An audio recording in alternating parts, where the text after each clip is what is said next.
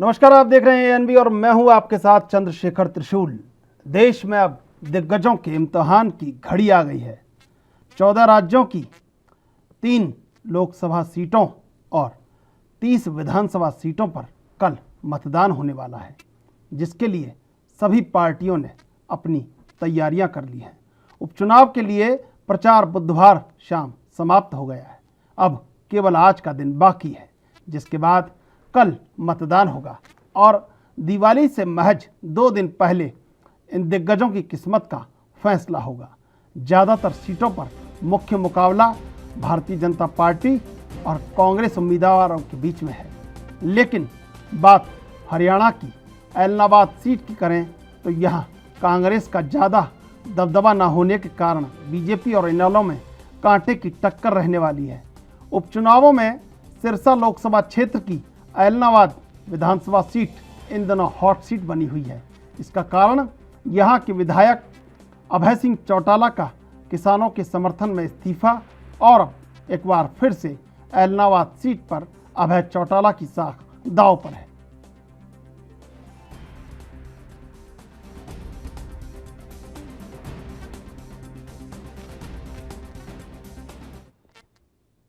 और इस समय हमारे साथ हमारी सहयोगी मुस्कान हमारे साथ जुड़ी हुई है न्यूज रूम से। मुस्कान, आपके पास आना चाहेंगे।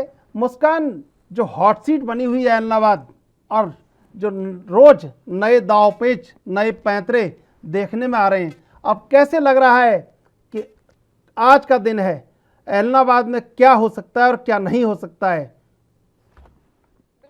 क्योंकि देखिए एलनाबाद इस समय हॉट सीट बनी हुई है और हॉट सीट बनने का सबसे बड़ा कारण ये है कि सिरसा लोकसभा क्षेत्र की जो विधानसभा सीट एलनाबाद है, यहाँ पर सबसे ज्यादा अगर कल्चर की बात करें तो खेती है और खेती ही कानूनों के विरोध में लगातार किसान जो है वो अब सड़कों पर बैठे हैं। यहाँ से उम्मीदवारों की बात करें तो बीजेपी, कांग्रेस और इनेलो उम्मीदवारों ने अपना जो प्रत्याशी है नामांकन वो कर चुके हैं। अब बात करें एलनाबाद की तो यहाँ पर सीधे तौर पर इससे पहले अगर सीट खाली हुई, वो इसका सीट खाली होने का वजह ये थी कि जो विधायक थे यहाँ पे अभय चौटाला इनेलो से, एकमात्र विधायक वो थे 2019 में जब लोकसभा चुनाव हुए, उसके बाद माफ कीजिएगा विधानसभा जब चुनाव हुए तो पूरे हरियाणा में एकमात्र इनेलो का विधायक जो अभय चौटाला इलाहाबाद सीट से थे और उन्होंने किसानों के समर्थन में इस्तीफा दिया। अब किसानों के समर्थन में उन्होंने इस्तीफा दिया तो सीधे तौर पर किसान उनके साथ हैं, लेकिन कहीं ना कहीं कुछ किसान ऐसे हैं जो एलनाबाद से अभी जो समीकरण बन रहे हैं उसमें अभय चौटाला के कुछ खिलाफ चल रहे हैं, क्योंकि कुछ किसानों का यहाँ पर यह कहना है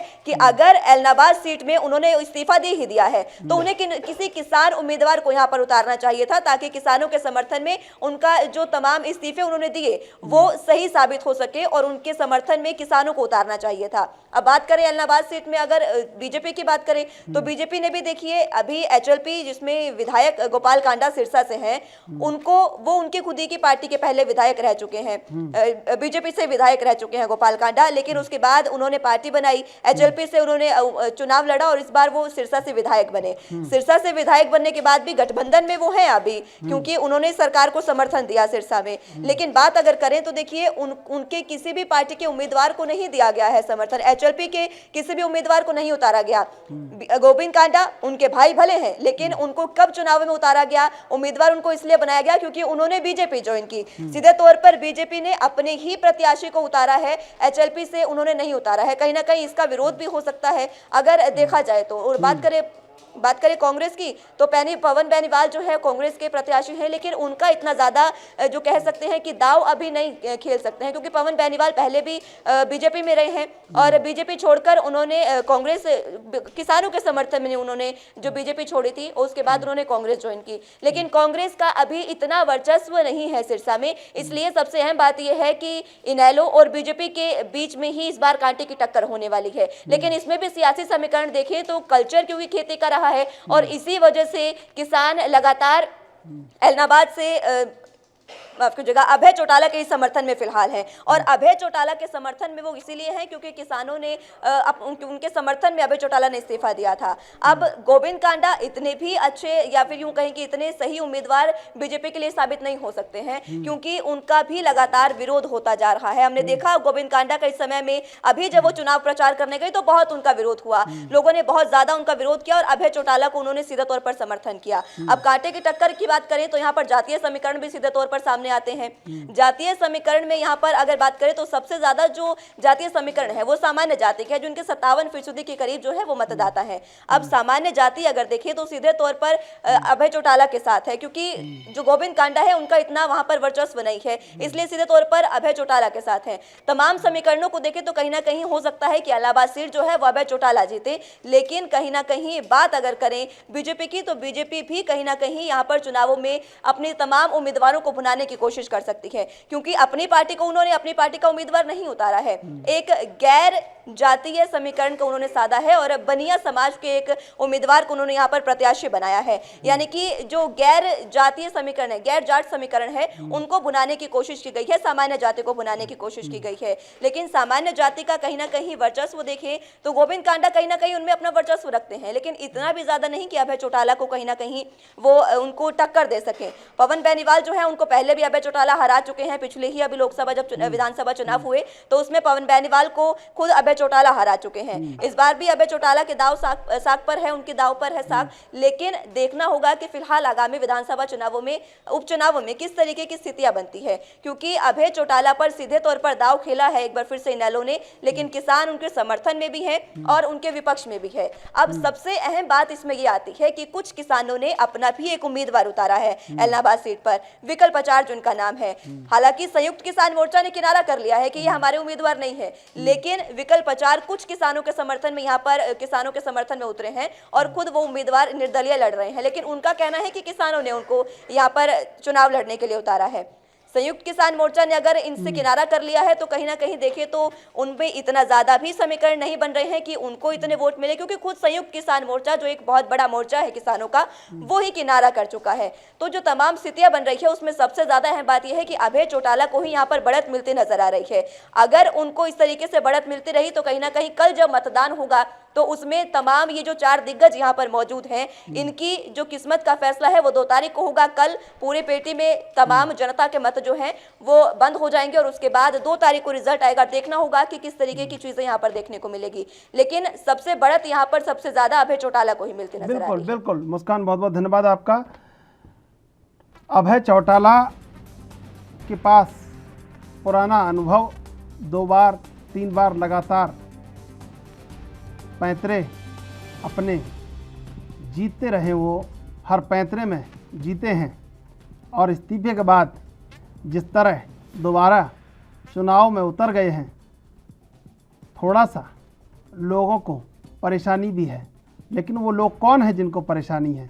दरअसल वो कोई और नहीं, इनके अपने, यानी ठनी है चाचा और भतीजे में। और पब्लिक जो है वो असमंजस में है कि बीजेपी छोड़कर कांग्रेस में आ गई तो वोट किसको दें, और कांग्रेस छोड़कर बीजेपी में आ गई तो वोट किसको दें। ऐसे में अब सरकार का भी इम्तहान इनेलो का भी, क्योंकि यहीं से इनेलो की नई शुरुआत होनी है और यहीं से इनेलो विधानसभा में समाप्त भी होती है। और आइए चलते हैं इस मुद्दे पर बहस करने के लिए अपने मेहमानों के साथ। हमारे साथ इनेलो से रणवीर लोहान, कांग्रेस से केवल ढींगरा और बीजेपी से अरुण यादव जुड़े हैं। आप तीनों का स्वागत। इलाहाबाद में सबसे पहला सवाल बीजेपी अरुण यादव से।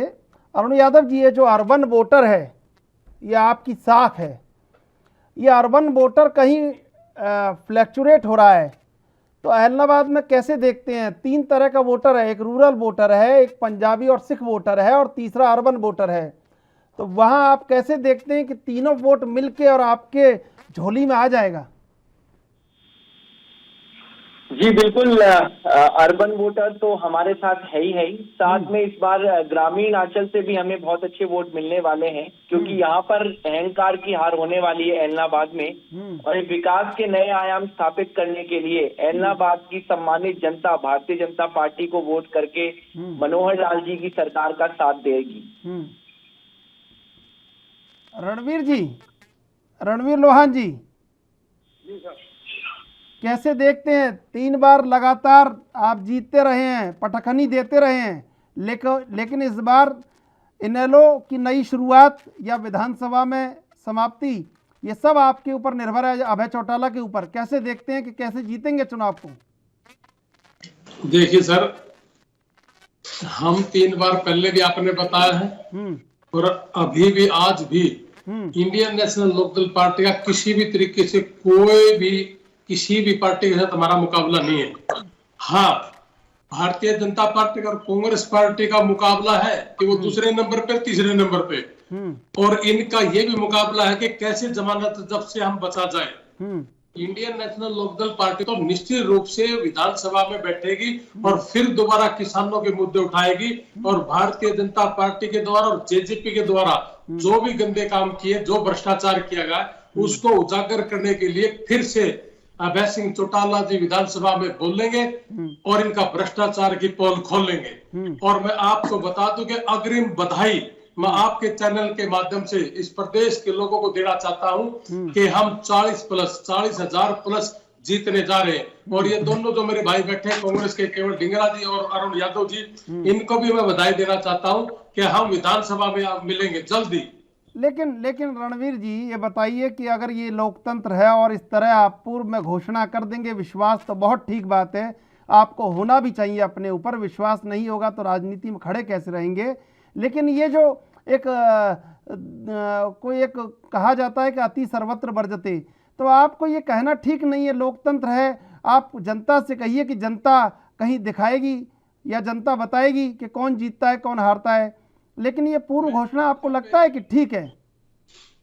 बिल्कुल, मैं धरातल में बैठा हूं। मैं अब भी इलाहाबाद के गांव भूरटवाड़ा में बैठा हूं, और मैं पिछले 3 तारीख से लेके आज तक मैं हर गांव में गया हूं जी। किसी भी गांव में ऐसा नहीं है कि हम मतलब अच्छे मार्जिन से जीत रहे। केवल मात्र भारतीय जनता पार्टी के साथ हम इलाहाबाद शहर में एक दूसरे की हमारी लड़ाई है। बाकी किसी भी गांव में, किसी भी शहर में हम ऊपर नीचे नहीं है। हम केवल मात्र शुरू से लेकर आखिर तक एक नंबर पे और अच्छे मार्जिन से। बिल्कुल, आपको भरोसा है कि आप ऊपर नीचे के चुनाव में सबसे आगे खड़े हैं। केवल ढींगरा जी, केवल ढींगरा जी, आप मेरी आवाज सुन पा रहे हैं? केवल ढींगरा जी, सुन पा रहा हूं। केवल ढींगरा जी, ये जो चुनाव है ये उलझ गया है, फंस गया है, ऐसा कहा जा रहा है, लेकिन क्या वाकई ये सही बात है, आपको लगता है? नहीं, बिल्कुल चुनाव नहीं फंसा है, और मैं आपको इसको बिल्कुल क्लैरिटी से बताऊं। आपने 3 बातें बीजेपी से पूछी थी कि अर्बन वोटर, रूरल वोटर और ग्रामीण अंचल। तो मैं आपको बताना चाह रहा हूं कि अर्बन वोटर को बीजेपी ने जीएसटी और नोटबंदी और बिजनेस ठप करने से मार दिया। रूरल वोटर जो है उनकी जॉब चली गई, वो मरे। ग्रामीण अंचल जो है, किसानों की इतनी हालत खराब की है। आपको पता है कि 10 महीने 11 महीने से किसान जो है वो सड़कों पे बैठा है। उसके ऊपर पानी की बुछारें, उसके ऊपर खड्डे खोदने, कीले बिछानी, और बॉर्डर के ऊपर उनको 11 महीने से किसानों की जो शहादत हो रही है, ये सारी ग्रामीण अंचल की बात है।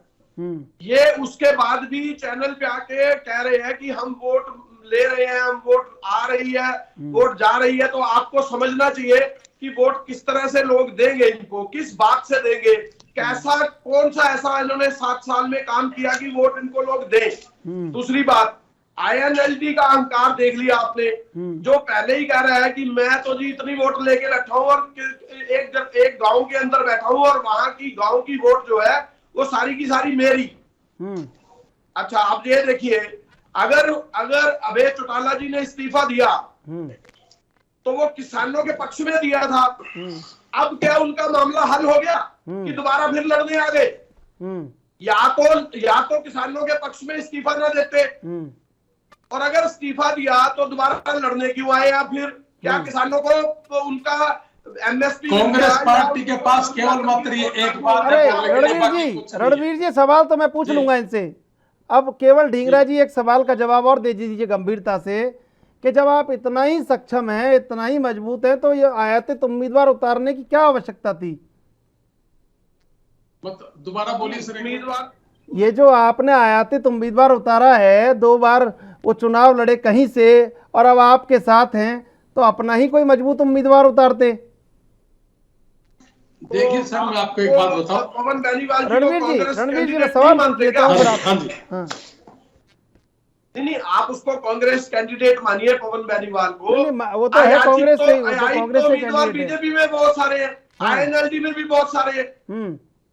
ये तो पार्टी का हमारा शीर्ष नेतृत्व तय करता है कि किस आदमी को चुनाव लड़वाया जाए। लेकिन जनता तो असमंजस में आ जाती है ना कि वो आपको अच्छा नहीं अब लग रहा तक क्या कांग्रेस हमारा में था, अब कैंडिडेट? तक बीजेपी में था, वोट किसको दें? रणवीर जी बताइए क्या कहना चाह रहे हैं आप? मैं ये कहना था कि कांग्रेस के पास भी कैंडिडेट और बीजेपी के पास भी आज की डेट में किराए का कैंडिडेट है। केवल मात्र इंडियन लोकदल का कैंडिडेट वही है और किसानों ने कहा था तो इस्तीफा दिया था और आज किसानों ने ही कहा कि इलेक्शन लड़ रहे हैं। ये केवल ढींगरा जी का जवाब है लेकिन कि 20,000 रणवीर किसानों ने जी, इकट्ठा होकर टिकट दिया था। ये किसानों का प्रत्याशी है। लेकिन रणवीर जी अब सवाल जब उनसे भी किया जा रहा है तो सवाल आपसे भी किया जाएगा कि आप उतने मजबूत छत्रप नहीं है जो कभी थे हरियाणा में। अब है। हम 2019 में जब जेजेपी अलग चली गई थी, उन्होंने धोखा किया था इंडियन नेशनल लोकदल पार्टी के साथ। हाँ। एक परिवार था और परिवार अलग हुआ तो हमें नुकसान हुआ। हाँ। लेकिन आज की डेट में पूरे हरियाणा में जाइए सर, वो तो- अगर धरातल पे है तो केवल मात्र इंडियन नेशनल सर, लोकदल है। एक- कांग्रेस तो बिखराव में है। रणवीर और जी। बीजेपी को कोई घुसने नहीं देता। चीफ रणवीर मिनिस्टर जी। को कैमरा गांव में कोई घुसने नहीं देता। रणवीर जी एक सीट है आज आपके पास जिससे आप विधानसभा के अंदर जा सकते हैं और बाहर जा सकते हैं, और वो सीट है एलनाबाद की। सही बात है या गलत बात है? बिल्कुल सही है। एक सही है। सीट के द्वारा तो हम फिर- वहां जाएंगे तो और फिर- इसी एक सीट से भ्रष्टाचार का जो बीजेपी और जेजेपी के द्वारा किया गया है, हाँ। केवल मात्र विपक्ष की भूमिका अगर निभाता है तो अभय सिंह चौटाला जी निभा रहे हैं। कांग्रेस के आदमी तो मिले हुए हैं बीजेपी के वही साथ। बात ये है, वही बात आती है कि लोकतंत्र में जनता हमेशा कमजोर रह जाती है। यही सवाल हम आप तीनों से कर रहे हैं। उनके पास निश्चित रूप से आयातित उम्मीदवार हैं, लेकिन आप भी उतने मजबूत छत्रप नहीं है इस समय जितना मजबूत छत्रप कभी थे आप। ये आपको स्वीकार करना होगा। 2019 में नहीं थे, आज है। आज है। आपने हमारी रैली देखी होगी 25 तारीख की। हरियाणा में इतनी बड़ी रैली ना तो कांग्रेस की बस की बात और ना बीजेपी और जेजेपी के बस की बात। और आज बीजेपी का तो और जेजेपी का तो यह आलम है कि हरियाणा के किसी भी गांव में जाके आप वोट नहीं मांग सकते, किसानों के बीच में बैठ नहीं सकते, चीफ मिनिस्टर अपनी कॉन्स्टिट्यूंसी में नहीं बैठ सकता, उप मुख्यमंत्री अपने उचाणा में नहीं जा सकता। मतलब और कांग्रेस का यह आलम है कि हुड्डा साहब शैलजा के कैंडिडेट को हराने पे लगे हुए हैं और शैलजा हुड्डा साहब को ये टुकड़ों में बटे हुए हैं। गठबंधन नहीं है इनका, कोई जिला अध्यक्ष नहीं है 7 साल से, कोई हल्का अध्यक्ष नहीं है, बिखराव में है। केवल मात्र एक ही पार्टी है जिनका पूरे हरियाणा में जिला अध्यक्ष और हल्का अध्यक्ष और संगठन है। और हम किसी भी गांव में जा सकते हैं और स्वतंत्र रूप से जा सकते हैं और हमारा स्वागत करते हैं किसान। किसी भी गांव और शहर में जाए तो हमें स्वागत और तोला जाता फूलों से, मिठाइयों से। ऐसी पार्टी से संबंध रखते हैं हम। लेकिन देश में जनता के पैसे का नुकसान होता है। जब आप विधायक होते हैं, इस्तीफा दे देते हैं, फिर चुनाव लड़ते हैं, फिर विधायक बनते हैं, तो कहीं ना कहीं जनता का नुकसान तो होता है। अरुण यादव जी, देखिए मैं सवाल अरुण यादव जी, एक बात का जवाब दूं इस बात का। हाँ। कि किसानों ने ये कहा था कि देवीलाल जी अगर होते तो आज इस्तीफा दे देते। हाँ। तो किसानों ने मांगा और अभय सिंह जी ने दे दिया। और देव चौधरी देवीलाल जी के नक्शे कदम पे चलते हुए इन्होंने ये त्याग किया है। और आज किसानों के कहने से इन्होंने इलेक्शन लड़ा, क्योंकि विधानसभा में विपक्ष की भूमिका जो कांग्रेस ने निभानी चाहिए वो कांग्रेस नहीं निभा रही। तो हमें लगा कि इलेक्शन लड़ना चाहिए और अभय सिंह जी के द्वारा विधानसभा खाली है और बीजेपी जेजेपी के द्वारा जो भ्रष्टाचार किया जा रहा है उसको उठाने वाला, पूरे हरियाणा को जगाने वाला केवल एक ही आदमी है, अभय सिंह चौटाला जी। इसलिए किसानों की बात मान के दोबारा से इलेक्शन लड़ रहे हैं। आपको लगता है कि अकेले आप इन सबको परास्त कर देंगे? अरुण यादव जी, ये जो जनता के पैसे के संग जो छल होता है और ये जो जनता असमंजस में रहती है, कि अभी तक जो बीजेपी में था वो कांग्रेस में है, कांग्रेस में था वो बीजेपी में है, और जो छत्रप है वो कमज़ोर है। छत्रप अपने नए नए दांवपेच से ढूंढ रहा है कि कैसे मजबूत हुआ जाए, कैसे अपने एक जो साम्राज्य है उसको बड़ा किया जाए। लगता नहीं है कि कहीं जनता के साथ ये बहुत बड़ा एक घात है, कहीं जनता को भी एक वो मौका मिलना चाहिए? क्योंकि हमारे बड़े भाई रणबीर चौहान जिस तरीके से बोल रहे हैं कि आईएनएलडी बड़ी मजबूत हो गई है, ये हो गई है, वो हो गई है, तो भैया आईएनएलडी वालों को तो एलनाबाद की सम्मानित जनता ने एक सीट देकर विधानसभा में पहुंचाया था। और ये मुंगेरी लाल के हसीन सपने जरूर देखते हैं कि एक सीट लेके ये पता नहीं हरियाणा में और देश में क्या कर देंगे। और एक सीट तो आपको जनता ने पहले भी दी थी, दी थी या नहीं दी थी? तो आपने उनको एलनाबाद की जनता के साथ क्यों धोखा किया? अब एलनाबाद की जनता बहुत समझदार है, उनको पता है। सर आप अपनी बात कर रहे हो कि किसानों ने बोला कि इस्तीफा दे दो। ये कौन से किसान थे जिन्होंने आपको बोला कि इस्तीफा दे दो? और अब ये कौन से किसान है जिन्होंने आपको बोला कि चुनाव लड़ लो? रणवीर जी, हाँ जी, रणवीर जी ये कह रहे हैं कि आप मुंगेरी लाल के हसीन सपने देख रहे हैं, तो जरा एक बार थोड़ा सा इस बात को जवाब आपकी तरफ से आ जाना चाहिए। तो ये मुंगेरी लाल के सपने आप देख लीजिए। आपके मुख्यमंत्री से बोलिए कि हरियाणा के किसी भी गांव में जाके, शहर में जाके आप रैली किए, लोगों से मिले, विकास की बात करें, पर आइए तो सही। मुंगेरी लाल के सपने आप भी देखिए। हम तो चाहते हैं कि आप विकास की बात करें। आप किसी गांव में घुस नहीं सकते। आपको तो मुख्यमंत्री जी 2 दिन रहे, 2 दिन रहे, बड़ी बड़ी में जाना चाहिए और विकास की बात करनी चाहिए। और लोगों ने बताई है। अच्छा केवल ढींगरा जी, सुनिए ऐसे आराम से जवाब आप एक एक करके जवाब दीजिए। किसानों को रोज के रख दिया। हाँ जवाब एक एक करके दे दीजिए। केवल ढींगरा जी, केवल ढींगरा जी, रणवीर जी, बीजेपी के रणवीर जी के साथ खड़े होके फोटो खिंचा के एक दलित परिवार के किसान की हाथ काट के और हत्या कर दी। रणवीर जी ध्यान भटकाने का काम कर रहे हो। रणवीर जी, केवल ढींगरा जी, आप ऐसे बीच में बैठ के आनंद ही लेते रहेंगे, कभी मुख्य धारा में आएंगे आप लोग? देखिए ऐसा है, हम ऑलरेडी मुख्य धारा में है। हाँ। हमारी 31 सीटें ऑलरेडी हैं। अगर हम हमारा जो चुनाव है, अगर आप हरियाणा की स्थिति समझें तो 10 साल जो है भूपेंद्र सिंह हुड्डा जी के एक तरफ और अभी जो 7 साल है वो एक तरफ। आपने देखा 3 बार जो है हरियाणा के अंदर गोली चली, 100 आदमी पुलिस की गोली का शिकार हुआ। और आपको ये भी बताना चाहता हूँ कि इस समय आज की स्थिति अर्बन वोटर जो है वो बिजनेस उनके ठप हो चुके हैं, काम धंधा उनके पास नहीं है। तो जो लोग उनके पास रूरल आदमी काम कर रहे थे उनकी जॉब चली गई है, उनके पास काम करने के लिए कुछ है ही नहीं। नौकरी चली जाए तो आप देखिए कि क्या हाल होता है लोगों का। और ग्रामीण अंचल में किसानों को जो मार मारी बीजेपी ने, वो आप बताइए कि क्या हालत है इस समय किसानों की। तो ये लोग बड़े बड़े दावे करते थे, हम स्वामीनाथन की रिपोर्ट लागू कर देंगे, हम 2022 में किसानों को एमएसपी दे देंगे, हम उसके बाद किसानों की आय दुगनी कर देंगे। आप बताइए पहले जितनी भी रही या उससे भी मर गए किसान, और 800 किसान तो शहादत दे चुके। बीजेपी पल्ला झाड़ के भाग जाती है, कितनी देर भागेगी, कितनी देर लोगों का खून चूसेंगे ये लोग। अब आज खून चूस रहे हैं, अच्छी बात है लोगों को। अरुण जी बोलने तो दीजिए। अरुण जी लोगों को वोट नहीं दिया हमने, सुन लीजिए, जिन्होंने हमारा खून चूस लिया। तो ये अहंकारी बीजेपी। और दूसरी बात आईएनएलडी की महानुभाव, देखिए रणवीर जी बात कर रहे थे, ये बड़े अच्छे मित्र हैं मेरे। आपको बताना चाहूंगा, एक दादा के 2 पोते हैं। एक पोता बीजेपी में है, एक पोता जो है इंडिपेंडेंट चुनाव देके भाग गया था और अब दोबारा लड़ने आ गया। दोनों पोते जो है देवीलाल के, वो क्या काम कर रहे हैं आपके सामने।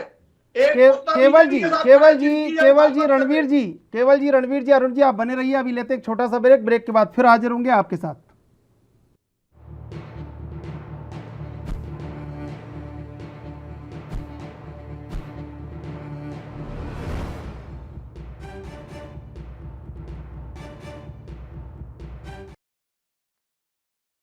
ब्रेक के बाद एक बार फिर स्वागत आपका। चलते हैं मेहमानों के पास।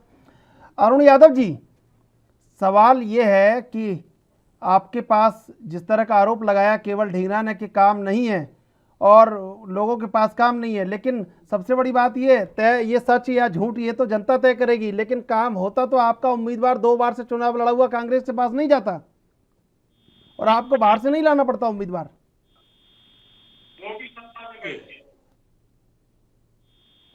जी मुझसे पूछ रहे हैं? अरुण जी आपसे पूछ रहे हैं हम। जी जी जी जी, सबसे पहले तो मैं केवल जी से ये बोलता हूँ, अगर वो ये बात करते हैं कि किसानों के हित भी, जब भी कांग्रेस बात करती है तो बड़ी हंसी सी आती है। तो 2 रुपए के चेक देते थे किसान, आज आप हमें ना सिखाए कि हमने किसानों के लिए क्या किया है, पहली बात तो। और अगर इतने ही बड़े हुड्डा जी तो इलाहाबाद में चुनाव प्रचार करने भी नहीं आ पाए सर। आए तो थे भूपेंद्र हुड्डा जी आए थे बोल के गए हैं कि अभय सिंह जी को दे दो, हुड्डा भी आए थे, या कांडा को दे दो। आप इलाहाबाद जाओ, आपको पता लगेगा ग्राउंड रियलिटी। आए थे ढींगरा साहब, आए थे ढींगरा साहब, हुड्डा साहब कह के गए हैं या तो अभय सिंह जी को दे दो या कांडा को दे दो। देखिए रणवीर जी और अरुण जी आपका को नहीं मालूम कि हुड्डा साहब आए थे, और अरुण जी बीजेपी को मालूम ही नहीं है। देखिए ये बिल्कुल साफ है, कांग्रेस को कोई नहीं हरा सकता। कांग्रेस को हराएगी तो कांग्रेस ही हराएगी। ये तो हम भी कह रहे हैं।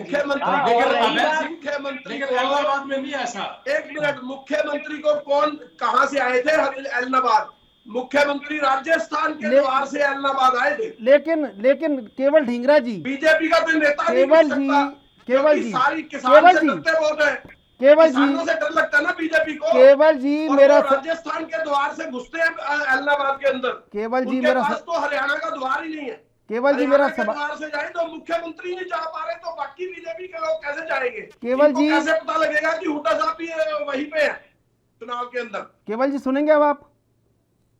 एक गंभीर सवाल है और इसका जवाब गंभीरता से आपसे चाहते हैं कि कांग्रेस को कांग्रेस ही हराती है, ऐसा क्यों? कांग्रेस को अगर कांग्रेस हराती होती तो 15 से 31 नहीं आती। कांग्रेस की 31 सीटें आई है। अगर एक और बात, एक सेकंड मेरी बात पूरी होने देना। आपने सवाल पूछा, मैं उसका पूरा जवाब दूंगा आपको। आप देखिए कांग्रेस पार्टी कितनी बार ही अपने आप को एक कह दे, लेकिन ये विपक्षी पार्टियां सारे चैनल के मुंह में एक ही जवाब भर देती हैं कि एक ग्रुप ये है, दूसरा ग्रुप ये है, तीसरा ग्रुप ये है। सारे ही तो कांग्रेसी हैं जितने ग्रुप है। आपको मैं बताना चाहता हूँ, देवीलाल के 2 पोते, एक बीजेपी में एक आईएनएलडी में। आपने सवाल तो इनसे पूछा नहीं कि आपके अंदर क्या चल रहा है। अरे सर हम तो सवाल ईमानदारी से पूछ सर। केवल जी आप तीनों लोग जवाब दे दीजिए, सवाल तो हम ईमानदारी से पूछ रहे हैं तीनों से आपसे। अब वो किसके मुंह में क्या सवाल डाला, हम तो ईमानदारी से पूछ रहे हैं आप सवाल। ईमानदारी से शैलजा भी कांग्रेस है और हुड्डा भी कांग्रेस है, तो लेकिन जो दुष्यंत और दिग्विजय है वो मेरे ख्याल से बीजेपी है, और जो अभय चौटाला है वो शायद आईएनएलडी है। आप इनसे तो सवाल पूछे। वो देवीलाल के 2 पोते और आगे 2 दाते के पोते और वो, और बीजेपी का हाल देख लो। आप बीजेपी के कितने आदमियों को उठा के देख लीजिए। वीरेंद्र सिंह जी क्या कह रहे हैं, मुख्यमंत्री क्या कह रहे हैं, राव इंद्रजीत क्या कह रहे हैं, ये नहीं मालूम क्या? ये भी तो पूछो इनसे। अरुण यादव जी जवाब आप ही दे दीजिए, तो अच्छा लगेगा। जवाब आप दे दीजिए। लोकतांत्रिक पार्टी है, G23 ग्रुप नहीं है कि अगर कपिल सिब्बल कुछ बोल दे तो आप उनके घर पे अटैक करवा देते कार्यकर्ताओं से। आप देख लीजिए इनका जवाब। ये आप कपिल सिब्बल पे पहुंच गए। अरे अरुण जी, ये कोई जवाब हुआ आपका? अरुण जी बड़े आप प्रवक्ता, इतने प्रबुद्ध व्यक्ति, इस तरह का जवाब आपका। हमारी पार्टी की जो बात कर रहे हैं, हमारी पार्टी तो लोकतांत्रिक पार्टी है। कहाँ बात चल रही है? तो लोकतंत्र झलक रहा है, कितना बड़ा लोकतंत्र झलक रहा है, वो तो सारे देख रहे हैं। राव इंद्रजीत क्या कह रहे हैं, वीरेंद्र सिंह क्या कह रहे हैं, और दूसरे एमएलए क्या कह रहे हैं, और मुख्यमंत्री क्या कह रहे हैं। मुख्यमंत्री कह रहे हैं कि किसानों को डंडों से पीटो, ये मुख्यमंत्री कह रहे हैं। क्या अच्छा जवाब देते हैं। लोकतंत्र देखिए इनका। तो रणवीर जी शायद आपको यही उम्मीद है कि इनके बीच में से निकल जाएंगे अगर ऐसे ही चला? नहीं, उम्मीद नहीं है, विश्वास है। और 100% निकले हम तो 40 प्लस से जीते हुए हैं। और केवल ढींगरा जी को अगर ये वहम था कि हम 31 हो गए हैं, तो किसानों ने तो आपसे भी मांगा था इस्तीफा, आपने दे के फिर दोबारा आ जाना चाहिए था और सरकार भी गिर जाती और पूरे हरियाणा का इलेक्शन होता, पता चल जाता कि आप इकट्ठे हैं या अलग अलग हैं, या शैलजा आपको या आप शैलजा को कितना मान रहे। आप मान लीजिए कि कांग्रेस आज संगठित नहीं है, कांग्रेस बिखरी हुई है। आज कांग्रेस का धरातल पे कोई नहीं है। जब शुरुआती दौर में हम चले थे इलाहाबाद इलेक्शन में, तो हमें लगा था कि कांग्रेस के साथ हमारा मुकाबला है, लेकिन आज कांग्रेस का नाम लेने वाला नहीं है कोई भी। और रही बात भारतीय जनता पार्टी की, भारतीय जनता पार्टी में अगर दम होता तो इनका कैंडिडेट बीजेपी को छोड़ के कांग्रेस में नहीं जाता। और जबकि 3 साल बचे हुए हैं, इनकी हार तो उसी दिन थी कि इनका कैंडिडेट भाग के कांग्रेस में चला गया। तो सर फिर तो कांग्रेस यहाँ पे वही काम कर रही है जो फिर तो कांग्रेस मजबूत हो गई अगर कांग्रेस चला गया तो। साथ किया रणवीर जी, फिर तो कांग्रेस मजबूत हो गई कांग्रेस चला गया तो। मजबूत नहीं कि उसको वहम था कि शायद आगे ऐसा होगा, लेकिन बिखर गया। उसके साथ तो रणदीप सिंह सुरजेवाला जींदवाला काम हो गया, जमानत जब्त हो रही है। आज की डेट में तो इनका नाम लेने वाला कोई नहीं है। नहीं, नाम लेने वाला किसका नहीं है? कांग्रेस का, बीजेपी का? कांग्रेस का जो शुरुआती दौर में हमें लगा था कि कांग्रेस शायद होगी, लेकिन नहीं है। आज तो कांग्रेस भारतीय जनता पार्टी से ही दूसरे और तीसरे नंबर की लड़ाई। और इनका ये जो वहम है कि भारतीय जनता पार्टी और आईएनएलटी के बीच कौन जीतेगा, वो रिजल्ट वाले दिन भी पूरा हो जाएगा। वहम इलाहाबाद की जनता निकालेगी। ये तो सब रिकॉर्ड हो रहा है, ये आप जो बोल रहे हैं वो सुनवा देंगे हम। परिणाम आने के बाद सुनवा देंगे रणवीर जी का भी बयान और केवल ढींगरा जी का, अरुण यादव जी का, तीनों का बयान सुनवा देंगे। रिकॉर्ड हो रहा है सब। मैं तो 2 तारीख को लूंगा जहाँ पे यादव जी और ढींगरा साहब कहेंगे। क्यों ढींगरा साहब? देखिए ऐसा है, ये जो दोनों पार्टियां बैठी है ना, बीजेपी और आईएनएलडी जी, इनको सीरियस इशू पे डिबेट नहीं करना है। इनको अर्बन वोटर और रूरल वोटर और ग्रामीण अंचल के वोटर पे डिस्कस नहीं करना है। उनके मुद्दों की बात नहीं करना है। इनको ये करना है कि कांग्रेस में क्या चल रहा है, कांग्रेस में क्या हो रहा है, बीजेपी में क्या हो रहा है, इसका मतलब क्या है। बात तो यह है ग्राउंड रियलिटी में क्या हो रहा है, अर्बन वोटर क्या चाह रहा है, रूरल वोटर क्या चाह रहा है, ग्रामीण अंचल क्या चाह रहा है, उसके ऊपर बेस्ड में बात होनी चाहिए ना। और वहां पे आप देख लीजिए दोनों के हालात। तो कहीं ऐसा ना हो ग्राउंड रियलिटी में जा ही नहीं सकते रणवीर ये जी, लोग। अगर बीजेपी के आदमी इलाहाबाद जा ही नहीं सकते वोट मांगने, तो ये क्या करेंगे वहां पे। ढींगरा साहब मिली हुई तो कांग्रेस है तो बीजेपी के साथ, और इसका सबूत भी था कि जब अभय सिंह जी ने इस्तीफा दिया उस समय कांग्रेस अगर इस्तीफा दे देती तो सरकार गिर जाती। लेकिन आपने अविश्वास प्रस्ताव लेके 6 महीने के लिए डेफिनेट पक्की कर दी कि आपकी सरकार नहीं गिरेगी, और फिर दोबारा से ये कह रहे हैं हुड्डा साहब कि अगर मैं फिर दोबारा अविश्वास प्रस्ताव लेके आऊंगा, यानी कि 6 महीने का आपको गारंटी दे रहा हूँ, तो मिले हुए तो कांग्रेस है बीजेपी के साथ। इंडियन नेशनल लोकदल पार्टी तो किसानों के साथ है और किसानों की पार्टी है। और बीजेपी ने जो भ्रष्टाचार किए वो जब से बीजेपी और जेजेपी आई है तब से सिर्फ अभय सिंह चौटाला जी है जो विधानसभा में इनको नंगा करने का काम करते हैं। तो सर आपसे ये पूछ रहे हैं हम रणवीर जी कि एक अकेला विधायक वहां पे पूरी हरियाणा विधानसभा में दोनों पक्षों को परास्त कर देगा, हिला के रख देगा। पहले भी रखा, विपक्ष का काम ये अभय सिंह जी कर रहे हैं। कांग्रेस तो कर नहीं रही, कांग्रेस तो मिली है हुड्डा साहब की गर्दन तो सीबीआई ईडी के हाथ में है, यानी कि बीजेपी के हाथ में है। थोड़ा सा अगर बोला बोलते हुए जेल के अंदर, तो ये नहीं बोल सकते कांग्रेस। सिर्फ इनेलो है, सिर्फ अभय सिंह जी है जो इस प्रदेश के लिए विपक्ष की भूमिका निभा रहे और किसानों के लिए बीजेपी को घेरने का काम करते हैं। अच्छा ठीक है, एक बात रणवीर जी, केवल जी और अरुण जी, अब एक बारी बारी से एक जवाब आपसे ये भी चाहते हैं कि जनता का जो विश्वास है वो कैसे कायम होगा कि आगे आने वाले समय में जिसको चुन रहे हैं वही 5 साल विधायक रहेगा, ये बड़ा सवाल है। देखिए सबसे पहले मैं बोलूं जी, देखिए सीरियस वोटर, सीरियस जनता, सीरियस आदमी के पास सीरियस बात होनी चाहिए। आप मुर्गे मत लड़ाइए। मैं आपको ये कहना चाहता हूं कि आप अर्बन वोटर को डिस्कस कीजिए कि वहां पे ग्राउंड रियलिटी में अर्बन वोटर किस तरफ जा रहा है। आपको पता लग जाएगा। रूरल वोटर की जॉब चली गई तो किसकी वजह से गई? इन्हीं INLD और बीजेपी की वजह से गई है, क्योंकि ये आपस में दूसरे के ऊपर कटास करके लड़ते हैं और कुछ नहीं आता। ग्रामीण में किसानों की MSP किसने खराब की है? जिसकी हाँ भरी थी मोदी जी ने। और दूसरी बात उसके बाद ना किसने की है कि हम नहीं दे सकते, एफिडेविट सुप्रीम कोर्ट में किसने दिया है, उसके ऊपर डिस्कस होना चाहिए। जब आप किसानों को खुद ही मारोगे वोट लेने के बाद, तो उसके बाद आप वोट की अपेक्षा भी करोगे, तो ये तो जनता बड़ी सजग है, वो समझेगी और सीरियस मुद्दे के ऊपर बात करे तो इनको समझ आ जाएगा। दूसरी बात INLD की है। INLD तो किसानों के, देखो बड़ा सीरियस सिस्टम होता है कि किसानों के साथ बात करके अभय चौटाला जी ने इस्तीफा दे दिया और अब किससे पूछ के दोबारा इलेक्शन में आए, ये बात पूछनी चाहिए इनको। ये बहुत सीरियस बात है और अगर ये सीरियस बात अगर नहीं समझ रहे और ये बीजेपी के साथ दोनों मिले हुए हैं तो फिर तो ये ऐसे ही करेंगे। अब सर पता नहीं कौन किसके साथ मिला हुआ है, वो कह रहे हैं आप मिले हुए, वो कह रहे हैं आप मिले हुए, तीनों एक दूसरे को मिला मिला बता रहे हैं, दोनों एक दूसरे के साथ। पार्टी है जो विपक्ष में बैठी है, एक ही पार्टी है पूरे देश के अंदर। आप तो बोलते नहीं रेणा साहब, कांग्रेस तो बोलती ही नहीं, आपकी तो गर्दन और CBI पर लगी है, आप तो बोलते ही नहीं हो। अगर बोलते विपक्ष की भूमिका निभाते तो अभय सिंह जी को इतना ना बोलना पड़ता। अभय सिंह जी ही आज विपक्ष है, कांग्रेस तो वैसे मिली है, पूरा हरियाणा जानता है। और आपके हुड्डा साहब तो यहाँ सिर्फ एक दिन शिकन दिखा कर ये कह के गए हैं कि आप अभय सिंह जी को दे दो, मेरा दोस्त है, और कांडा जी को दे दो, वो भी मेरा दोस्त है। नहीं सर, इस तरह देखिए सर, देखिए रणवीर जी, इस तरह डिबेट में वोट मत मांगिए आप। क्या है वो कह के गए हैं और वो ये कह के गए हैं, ये गलत बात है, ये गलत बात, ये बिल्कुल गलत बात नहीं, वो ऑन रिकॉर्ड है। आप इस तरह डिबेट में वोट मत मांगिए, ये गलत बात है बिल्कुल रणवीर जी।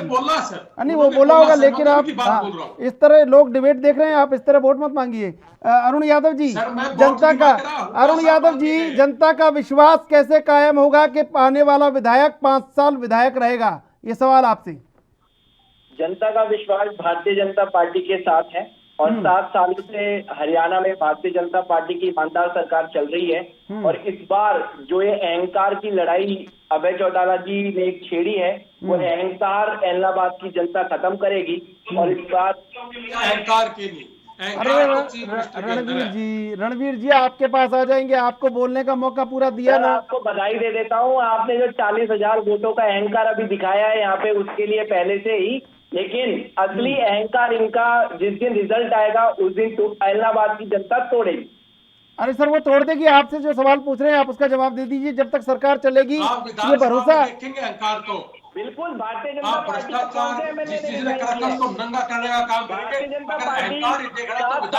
हरियाणा में ईमानदार सरकार चलाई है और गोविंद कांडा जी MLA बनने वाले हैं इलाहाबाद के। रणवीर जी, अरुण जी, आप दोनों प्रबुद्ध व्यक्ति हैं। केवल जी ऐसे नहीं चलता काम।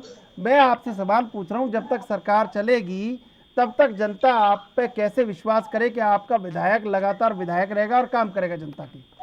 भारतीय जनता पार्टी की 7 साल से सरकार चल रही है और अभी हमारी जजपा के साथ गठबंधन में सरकार चल रही है।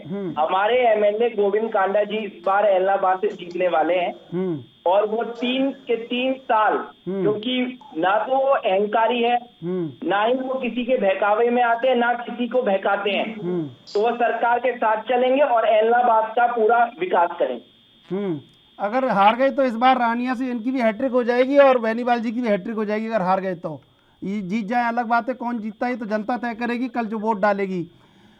रणवीर जी, जनता के पास क्या विश्वास है, क्या आधार है कि आप लगातार अब सेवा करते रहेंगे, फिर किसी इस तरह की परेशानी आए फिर इस्तीफा दे दें?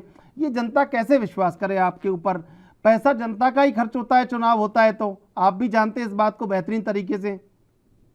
सबसे पहले तो जी मैं अरुण जी का जवाब दूंगा जिन्होंने अहंकार की बात की। हाँ दे दीजिए। अभय सिंह जी में अहंकार है, हम सब में अहंकार है, क्योंकि पूरे हिंदुस्तान में 4116 MLA जिन्होंने एक अकेला आदमी है जिन्होंने किसानों के लिए इस्तीफा दिया। किसी की हिम्मत हुई नहीं। इस बात का अहंकार है कि हम किसानों के साथ हैं। इस बात का अहंकार है कि विधानसभा में अगर सरकार को, बीजेपी और जेजेपी को भ्रष्टाचार में नंगा करने का काम करते हैं तो केवल मात्र इंडियन नेशनल लोकदल पार्टी और अभय सिंह चौटाला जी, इस बात का अहंकार है कि आज अगर आप विकास नहीं करोगे तो आपको उजागर करेंगे। इस बात का अहंकार है कि पूरे हरियाणा की अगर सुध नहीं लोगे तो आपको बताएंगे कि आपने इस एरिया में काम नहीं किया। इस बात का अहंकार है कि हम आवाज उठाने वाली पार्टी है। और दूसरी बात के 5 साल की आप बात करो, हम तो 5 साल के लिए चुन के आए थे और हम तो चाहते थे कि आप विकास करें, हम आपकी तारीफ करें, लेकिन आपने काम ना करके किसान की रीढ़ की हड्डी तोड़ने का काम किया है और 800-900 किसान मरे। और आज आप देख रहे हैं कि खाद की किल्लत है। किसान रात के 12 बजे, महिलाएं, किसान सारे के सारे रोड पे खड़े हैं और रात के 12 बजे थानों में भी लाइन लगा के खड़े हैं। और आपके पूंजीपति आदमी, आपके पूंजीपति आपका भंडारण करके, तो आप देख रहे हो हर रोज अखबारों में कि खाद की किल्लत है लेकिन भंडार भरे पड़े हैं। और किसान अधिकारियों के साथ छापा मार के हांसी में परसों लाखों कट्टे पकड़े गए थे, नारनौल में पकड़े गए थे। आपका जो काम है, आपने भ्रष्टाचार को छोड़ना पड़ेगा और अभय सिंह जी के द्वारा बताए हुए रास्ते पे, चौधरी देवलाल जी के बताए हुए रास्ते पे चलना पड़ेगा। यही एकमात्र एक विकल्प है, नहीं तो आपको फिर आईना दिखाने का काम करेंगे। केवल जी, जनता का विश्वास कैसे कायम हो, क्योंकि हर बार पैसा भी जनता का दांव पे लगता है, समय भी जनता का दांव पे लगता है और उम्मीदें भी जनता की ही दांव पे लगती हैं। तो ये उम्मीदें, ये पैसा, ये विश्वास कैसे जीतेगा? देखिए, मैं आपको एक बात बताता हूँ, ये विश्वास अपने आप ही आएगा क्योंकि दोनों पार्टियों को लोगों ने देख लिया। जिस तरह से आईएनएलडी पिछले 5 साल 6 साल सत्ता में रही थी और ओम प्रकाश चौटाला जी का राज था, तो लोगों को भूला नहीं है खड्डे किस तरह से खोदते थे, है ना। और जो अभी बीजेपी का 7 साल का राज है, इसके बीच में भी देख लिया लोगों ने, खाद जो है वो थानों में बट रही है।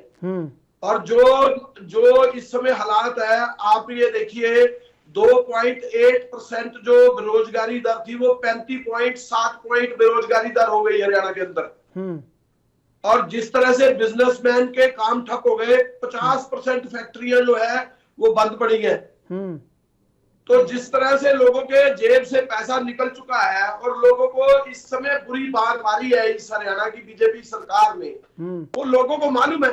अब इस बेस पे लोग वोट करेंगे। ये जो मर्जी बोली जाए, जो मर्जी कहे, आज मुख्यमंत्री और इनके मंत्री हरियाणा के अंदर घुस नहीं सकते। अगर छुप के घुसना पड़ता है मुख्यमंत्री को, ये सर आप कैसी, ये सर केवल जी आप कैसी बात, केवल जी आप ये कैसी बात करते हैं? हरियाणा में घुस नहीं सकते तो मुख्यमंत्री रहते कहाँ हैं फिर हरियाणा के? मैं बता तो रहा हूँ, चंडीगढ़ से जब आते हैं, चंडीगढ़ से जब एलनाबाद के लिए जाते हैं तो पहले राजस्थान जाते हैं और राजस्थान के द्वार से एलनाबाद घुसते हैं।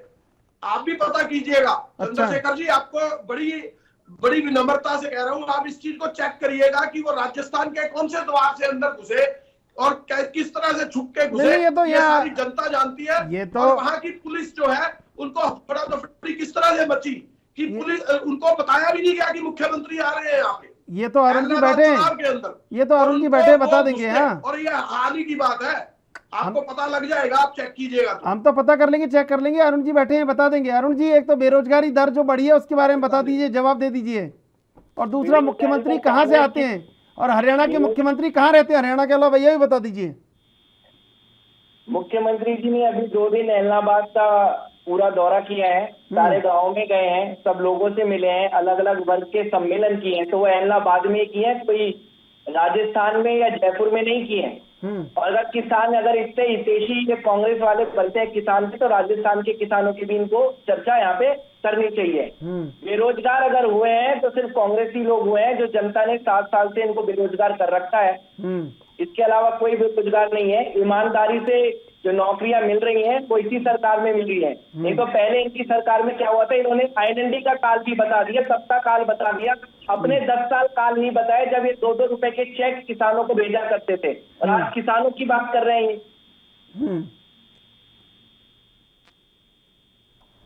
रणवीर जी, 2000 रुपए दे दे, 2000 रुपए अगर किसानों के जेब में डाल दे और पेट्रोल डीजल की मार के उनकी जेब से 2 लाख रुपए निकाल ले, ये कर रही है बीजेपी। रणवीर जी, 200 रुपए की चक्की या 100 रुपए की या 2 रुपए की बात ये जो 2 रुपए से 2000 रुपए तक का जो बीच का ये सफर है, निकाल ले, ये कर रही है बीजेपी। रणवीर जी की मार जो है वो आम लोगों पे भी, किसानों पे भी। चुप करा लो। रणवीर जी, केवल जी, जी सर। मैं रणवीर जी से एक सवाल ले रहा हूँ। ये जो 2 रुपए से 2000 रुपए के बीच का सफर है, इसमें जनता को कैसे सहूलियत होगी? 2 लाख का है सर, जो 2 लाख का पेट्रोल डीजल तक का टैक्स ले रही है गवर्नमेंट। देखिए सर, मैं तो एक ही बात बोलूंगा कि किसान के साथ जो भारतीय जनता पार्टी ने धोखा करे ना एमएसपी के साथ, और 10 महीने से वहां बैठे हैं किसान। आप देख रहे हैं कि आज बाजरा का भाव 2250 रुपए एमएसपी है, लेकिन 1100 से और 1200 से ऊपर बाजरा नहीं बिक रहा। इसी तरीके से धान में नमी बता करके किसान को लूटा जा रहा है। जैसे आज की डेट में कपास है, कपास में 70% कपास खराब हो चुकी, लेकिन गिरदावरी नहीं हो रही। और ये रही बात पैसे वाली, चौधरी देवीलाल जी ने 100 रुपये बुढ़ापा पेंशन शुरू की थी, जो आज 2200 2250 रुपये है। और इनका वादा 5100 रुपया था जेजेपी का और बीजेपी का था। ये लोग सिर्फ और सिर्फ झूठ की राजनीति करके लोगों को बरगलाने का काम कर रहे हैं। ना किसान सुखी, ना व्यापारी सुखी, ना कमेरा और गरीब आदमी सुखी। आगे जाके 1-1 किलो की थैलियों में जब गेहूं और आटा बिकेगा, तब किसान को सबसे बड़ी मार होगी। लेकिन रणवीर जी, भारतीय जनता पार्टी, हमारे प्रधानमंत्री जी ने गरीब लोगों को सिलेंडर देने का काम किया था, लेकिन उस एक बार सिलेंडर देने के बाद वो सिलेंडर फिर कोण में रखे हैं। उसके बाद उनको कौन देगा, क्योंकि वो तो गरीब है। उन्होंने फिर लकड़ियां लाके गलानी शुरू कर दी। यानी कि इनकी प्लानिंग नहीं है किसी भी तरीके से, और बगैर प्लानिंग के देश का पैसा बर्बाद किया जा रहा है। ना किसान सुखी, ना गरीब सुखी, ना व्यापारी सुखी। आप देख रहे कि व्यापारी भी दुखी है। लेकिन आपके लिए एक सबसे चिंताजनक बात यह है कि अगर जनता ने ये फैसला कर लिया कि सरकार के साथ जाके और विकास के भागीदार बने, तो दिक्कत हो सकती है आपको। देखिए सर, मैं तो पहले ही कह रहा हूँ कि अगर ये विकास करें, हम तो पहले से ही कहते कि हम सरकार के साथ होते। अगर ये किसानों के साथ आज भी छल कपट नहीं करें और किसानों को ये इनका काले कानून रद्द करके एमएसपी की गारंटी दे दे, हम तो आज भी बीजेपी को नमस्ते भी करेंगे, उनका धन्यवाद भी करेंगे। हम कब इनके खिलाफ है? हम तो इनका जो गंदा काम है, इनका जो काम करने का तरीका गलत है, जो विकास नहीं कर रहे, भ्रष्टाचार पे ध्यान है। लॉकडाउन में 1.25 करोड़ बोतलों का गबन कर रहा। पिछली दफा 1 साल पहले धान घोटाला हुआ था। ये मतलब ये कितने घोटाले गिना हुआ है। हम तो उन चीजों के खिलाफ है। अगर ये अच्छे काम करे, विकास का काम करे, हम तो सरकार के साथ हैं। इन्होंने धारा 370 तोड़ी कश्मीर में, हमने इनका स्वागत किया था, बीजेपी की तारीफ की थी। अगर आज हरियाणा के अंदर ये काम करे, हम आज भी इनकी तारीफ करें, किसानों को सकुशल घर भेज दें, इनको गारंटी दे दे एमएसपी की, और रद्द कर दे 3 काले कानून, अब आज इनकी तारीफ करेंगे। हम इनके खिलाफ थोड़ी ना, हम इनकी व्यवस्था के खिलाफ, इनकी सोच के खिलाफ है।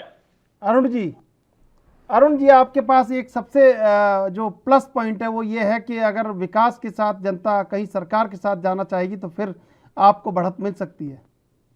हमारे पास सारे ही प्लस पॉइंट हैं, सारा वर्ग हमारे साथ है। और एलनाबाद की जनता ने आईएनएलडी का काफी शासन देखा है। काफी जो समस्याएं एलनाबाद की थी, चाहे वो सेम की समस्या हो, अगर लोकल मुद्दों की बात करें, वो उसको हल करने का काम इस भारतीय जनता पार्टी की सरकार ने ही किया है।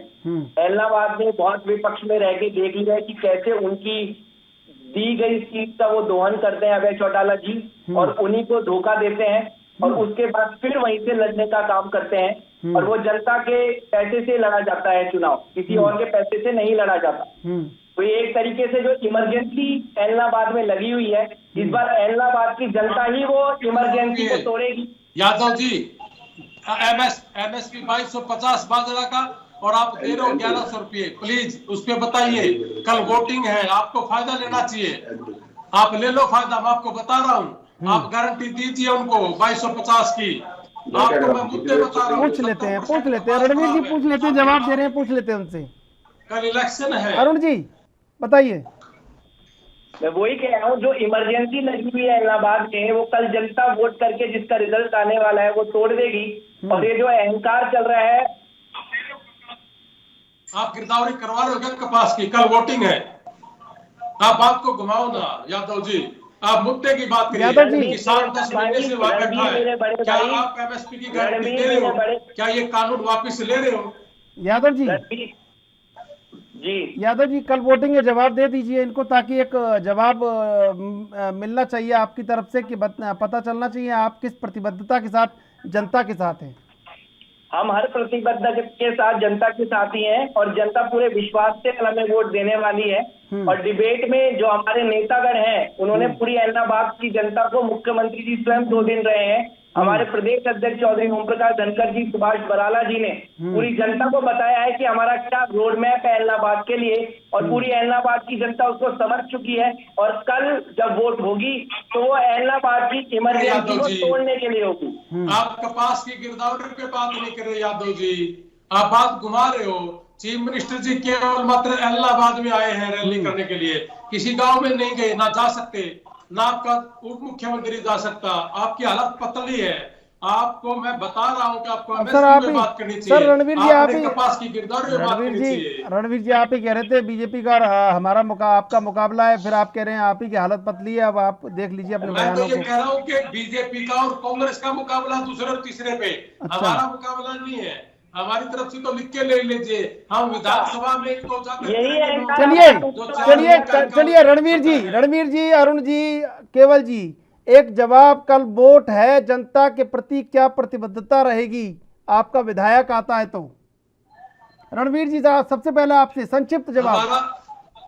हमारा विधायक आएगा, आता हाथों को कोई मतलब नहीं है। हम तो भारतीय जनता पार्टी और जेजेपी को, जो इन्होंने भ्रष्टाचार किया, नंगा करने का काम करेंगे, जो इनका 4 दिन का सत्र है नवंबर में, और हम नवंबर में आ रहे हैं। हरियाणा के किसानों की और कमेरे वर्ग की और व्यापारी वर्ग की आवाज उठाने के लिए एकमात्र शेर और दबंग।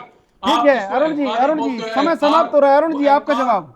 आपको भ्रष्टाचार। रणवीर जी, समय समाप्त हो रहा है, आपका जवाब अरुण जी। अरुण जी, कल वोट है। हाँ, एलनाबाद की जनता तय कर चुकी है, भारतीय जनता पार्टी को कल वो वोट करेंगे।